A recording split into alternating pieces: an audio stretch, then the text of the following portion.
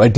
తిరుపతిలోని శ్రీ వెంకటేశ్వర యూనివర్సిటీ విశ్వవిద్యాలయం చాలా ప్రతిష్టాత్మకమైనటువంటి యూనివర్సిటీ, అందరికీ తెలిసిందే. సో దీనికి ఎక్కువగా టీటీడీ నుంచి ఫండ్స్ కావచ్చు, లేదంటే అక్కడ రీసెర్చ్కి సంబంధించి అక్కడ నుంచి వాళ్ళు ఫండ్ కావచ్చు, డొనేటివ్ అన్ని కూడా చేస్తున్నటువంటి పరిస్థితులు కనిపిస్తూ ఉంటాయి.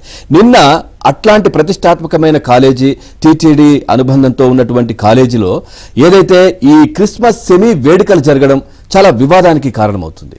రైట్. గతంలో వైఎస్ రాజశేఖర రెడ్డి ఉన్న హయాంలో కూడా ఇలాంటి అన్యమత ప్రార్థనలు చేశారు. సో దీనికి సంబంధించి అది కోర్టుకి వెళ్ళడం, కోర్టు కూడా మొట్టికాయలు వేయడం జరిగింది. సో ఇలాంటివి అన్యమత ప్రార్థనలు చేయకూడదు అని చెప్పేసి కోర్టు స్పష్టం చేసింది. అయినా సరే ఇప్పుడు మళ్ళీ రిపీట్ చేశారు. సో చూద్దాం, తిరుపతిలోని శ్రీ వెంకటేశ్వర యూనివర్సిటీలో ఎన్నడూ లేని విధంగా క్రిస్మస్ వేడుకలు నిర్వహించడం కలకలం రేపింది. ఆర్ట్స్ బ్లాక్ ఆడిటోరియంలో నిన్న సాయంత్రం సెమీ క్రిస్మస్ వేడుకల కార్యక్రమాన్ని చేపట్టారు. యూనివర్సిటీకి చెందిన ఓ ప్రొఫెసర్, పలువురు ఉద్యోగులు, విద్యార్థులు ఇందులో పాల్గొని ప్రత్యేక ప్రార్థనలు కూడా చేశారు.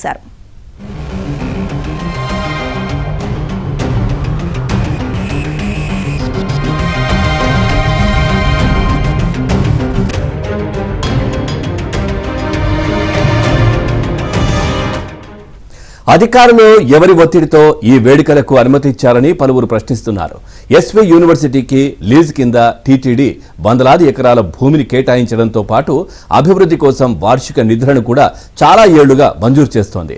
వర్సిటీలో నిర్వహించే పలు సదస్సులకు, పరిశోధన ప్రాజెక్టులకు కూడా ఆర్థిక వనరులను సమకూరుస్తోంది. ఈ నేపథ్యంలో వర్సిటీ క్రిస్మస్ వేడుకలకు వేదిక కావడంపై విమర్శలు వెల్లువెత్తుతున్నాయి.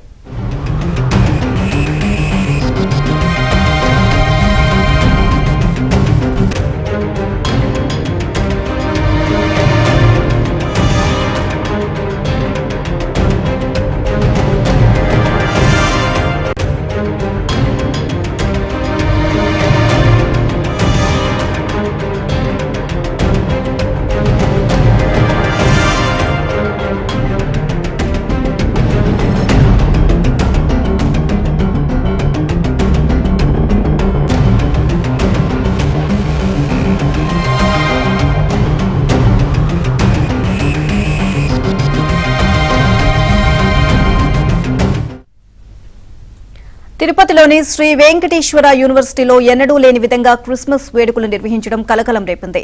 ఆర్ట్స్ బ్లాక్ ఆడిటోరియంలో నిన్న సాయంత్రం సెమీ క్రిస్మస్ వేడుకల కార్యక్రమాన్ని చేపట్టారు.